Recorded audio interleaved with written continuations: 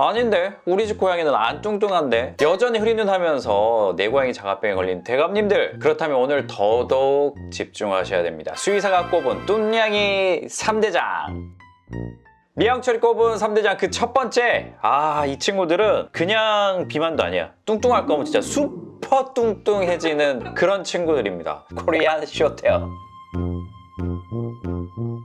이 친구들 그럼 평균 적정 체중이 어느 정도 되느냐라고 하면 3.5kg에서 5.5kg 사이, 요 정도 체중인데 생각보다 동물병원에 비만, 또 당뇨질환으로 내원하는 친구들이 꽤나 있습니다. 특히 슈퍼뚱냥이야. 휴머님 기준의 슈퍼뚱냥이는 어느 정도입니까? 한 10kg? 10kg. 제가 만났던 친구들이 거의 11kg부터 13kg 요 사이에 있는, 근데 코숏이야.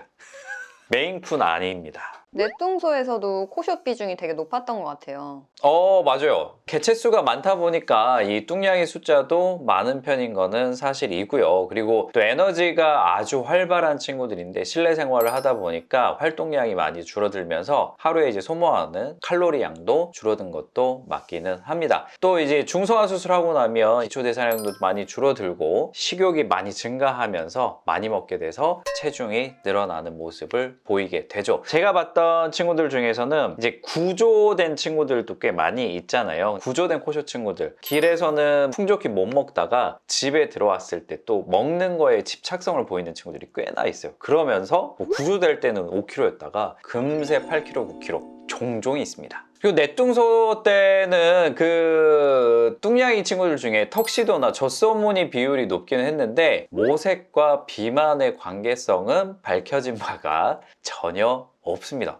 미아홍철이 만난 고양이 중에 제일 몸무게 많이 나가는 몇 킬로예요? 13.5kg였었고 근데 이미 몸무게를 몇백 그램 뺀 상태였어요. 그리고 그 친구도 코숏이었어요. 잘 지내고 있니? 서로 잘 뺐고.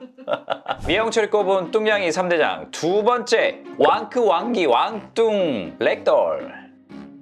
자, 이 친구들은 뭐 고양이의 골든 리트리버라고 할 정도로 사람과의 교감, 관계성이 워낙 좋은 친구들이죠. 부드러운 털과 사파이어와 같은 파란 눈, 몸 곳곳에 짙은 포인트 컬러가 아주 매력적인 친구들입니다. 그래서 뭐 순둥순둥 하다 보니까 우리 혜진천으로 만든 인형, 봉제 인형이라는 의미로 이름 자체가 이제 렉돌이라고 지어졌고, 이 사람들이 안았을 때 그냥 몸에 힘을 풀고 이렇게 나를 안아주세요. 별일 있겠어요? 라고 몸에 힘을 빼는 게 아주 특징적인데요. 렉돌의 평균 체중 범위는요 이미 높아. 수컷 같은 경우에 7에서 9kg, 암컷 같은 경우에는 4.5에서 7kg 사이입니다. 근데 이게 평균 체중이면 적정 체중이냐? 라고 생각하실 수도 있겠지만 대부분 이 체중이 되는 친구들의 BCS, 이 비만도를 조금 확인해 보면 비만한 친구들, 체중 과다 이미 들어가 있는 친구들이 꽤나 많이 있습니다. 이 종 자체가 기본적으로 약간 토실토실 대냥이 평균 자체가 비만인 친구들이다 라고 보는 게 맞을 것 같습니다. 오히려 엑스레이 찍어보면 내장 지방 비율도 꽤나 많이 차지하고 있기 때문에 단순히 골격발은 아니었다. 자, 렉돌이 이제 뚱냥이가 되기 쉬운 이유, 당연히 식탐 많은 편이고요. 활동성 자체가 정말 적은 편입니다. 우리가 3대 천사냥 뽑을 때도 우리 렉돌 친구들이 있었잖아요. 그만큼 느긋하고 온순한 성격을 가지고 있습니다. 그리고 또 이게 게으른 성향이 있다 보니까 그냥 뭐 그루밍도 대충 할 정도, 막 엉덩이에 똥 달고 다녀요 어떤 친구들은. 그리고 제보 사진들 보면 대부분 그냥 누워 있습니다. 널브러져 있어. 누워있다도 아니야. 널브러져 있는 사진들이 대부분입니다. 그래서 이 친구들은 살찌기는 쉬운데 살 빠지기는 정말 어려운 구조다. 최악의 조건을 가지고 있다. 그리고 이제 다른 고양이들은 성장 자체가 12개월에서 18개월, 그리고 뭐 급속 성장 같은 경우에는 12개월 이전에 거의 마무리가 되는데 렉돌 같은 경우에는 거의 4살까지 계속해서 성장합니다. 그래서 그 이야기를 하시는 경우들이 있어요. 제가 보기에는 이미 어느 정도 비만 상태야. 근데 저희 집에는 지금도 잘하고 있는데요.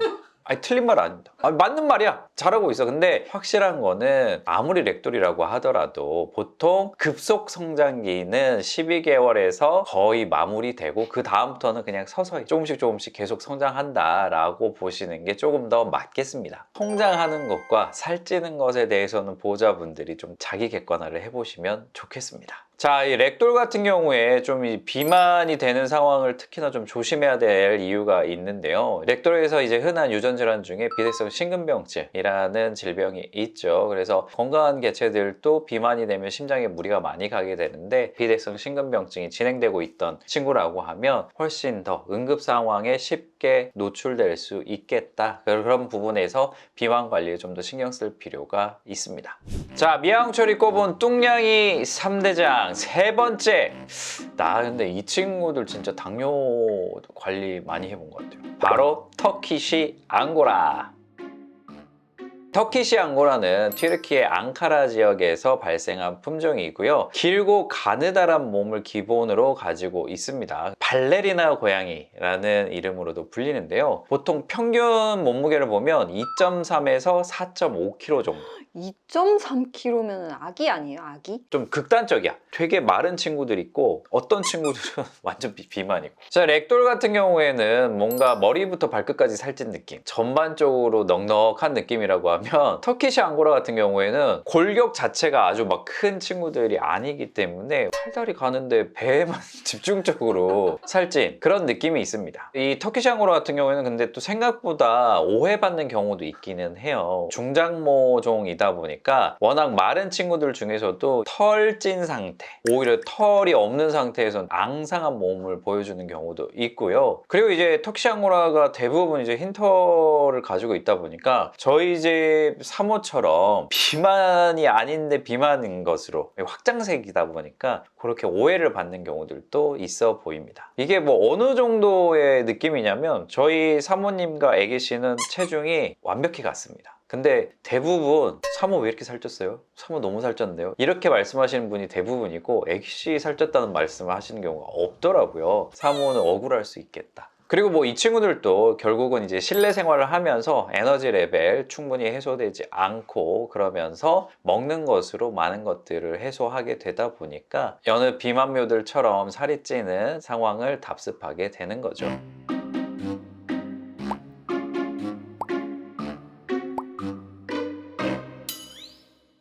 자, 3대장에는 아쉽게 이름을 올리지 못했지만 그냥 빠지기에는 좀 아쉬운 친구들, 러시안 블루.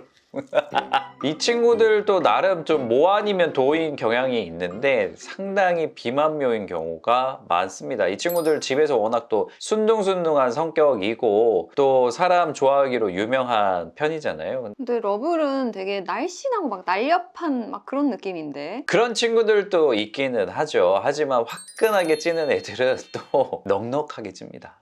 혹시 비만 유전자 같은 게 있어요? 고양이도? 개에서는 비만을 유발하는 유전자가 일부 밝혀진 게 있어요. 그래서 POMC라는 유전자 변이가 생기면 식욕이 늘어나고 비만이 발생할 수 있다라는 게 확인이 됐는데요. 우리가 이제 뚱트리버라고 말하는 레브라도 리트리버에서 이제 자주 나타난다라고 볼 수 있습니다. 그럼 고양이는 그런 유전자가 없느냐? 아직까지 좀 연구 단계에 있는데 POMC와 MC4R이라는 유전자 변이가 비만 그리고 이제 당뇨 발생에 조금 관계성이 있는 게 아니냐라는 단계에서 연구가 진행되고 있습니다. 비만 같은 경우에는 단순히 유전자 영향성만 보기에는 조금 어려울 것 같고요. 결국 활동성 그리고 환경 문제 때문에 나타난다라고 보는 게 맞을 것 같고, 그리고 이제 비만 같은 경우에는 사람에서도 온갖 성인병 이야기를 하지만 마찬가지로 고양이들에게 온갖 성인병 유발을 할 수 있는 하나의 질병으로 요새는 카테고리 분류를 하고 있는 상태이고요. 당뇨, 골관절염, 특발성 방광염 여러 가지 질병들이 훨씬 잘 발생할 수 있는 소인이 되기 때문에 우리가 잘 케어할 필요가 있는 부분입니다.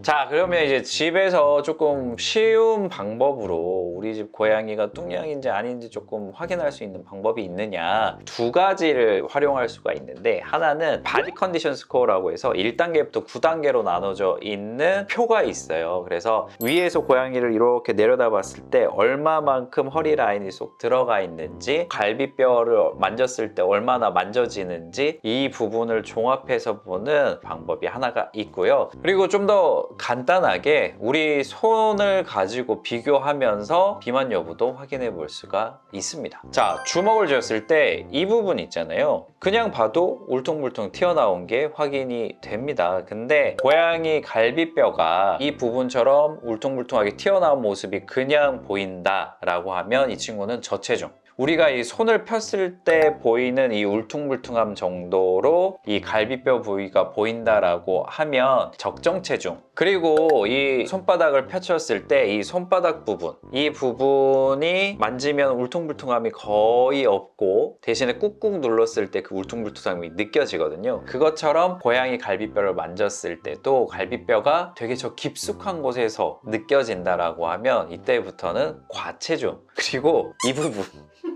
우리가 고기 굽기 할 때 이 부분으로 이렇게 확인한다고 하잖아, 요거랑 비교해서. 근데 바로 이 부분처럼 그냥 볼록 튀어나왔다, 주변부가 이렇게 볼록 튀어나왔다라고 하면 이때는 확실한 비만묘라고 판단해 보실 수 있겠습니다. 자, 그러면 뚱냥이를 도대체 어떻게 좀 예방을 해야 될까? 간단하죠. 성장기 사료는 성장기에만 먹자. 만약에 성장기에 먹는 고칼로리의 사료를 계속해서 성묘가 돼서도 먹고 있다라고 하면 이후에 비만묘가 될 확률이 아주 높아지게 됩니다. 자, 그리고 이제 건식 사료보다 습식 사료를 활용을 잘 해주는 부분 중요한데요. 습식 사료를 위주로 조금 먹게 되면 포만감 대비 칼로리가 낮기 때문에 비만되는 부분을 조금 더 예방해 줄 수가 있고요. 실제로 이 다이어트 관리하는 친구들 중에 그냥 습식 사료 비율을 높이기만 하더라도 살이 일정 부분 감량되는 경우가 자주 있습니다. 그리고 이건 너무 불변의 이치죠. 먹었으면 움직여야지.